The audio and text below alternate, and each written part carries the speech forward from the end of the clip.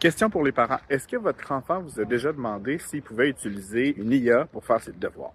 Parce qu'on s'entend, c'est pas le genre de question que le Net et Gradir vous prépare vraiment pour ça. Donc, je vous ai fait 3 questions de réflexion à vous poser si jamais cette situation-là arrive. Mon nom, c'est Simon Duguay, j'enseigne l'informatique puis je donne des conférences sur l'IA en éducation.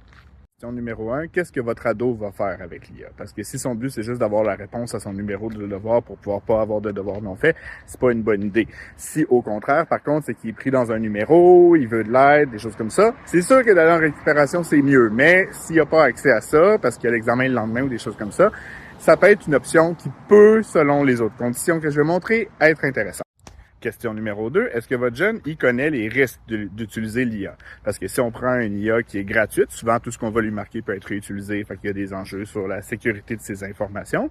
Puis les IA peuvent se tromper, puis vont même se tromper une fois de temps en temps. Donc c'est important que le jeune soit capable de valider les informations qui soient et qu'il garde une certaine distance critique par rapport à ça. Et ça, faut le renseigner.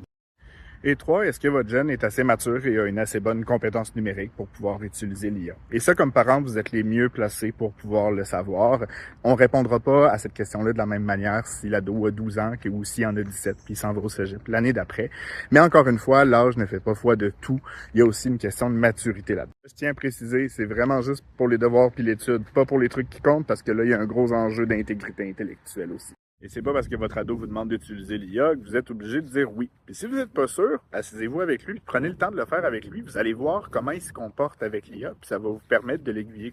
Évidemment, la question est beaucoup plus complexe que ça, mais je voulais vous donner des pistes rapides pour répondre à ça parce qu'on sait que c'est des choses qui arrivent. Et je serais curieux de savoir, dans votre maison, ça se passe comment? Est-ce que vos jeunes l'utilisent? Est-ce qu'ils vous en ont parlé? Laissez-moi le savoir en commentaire.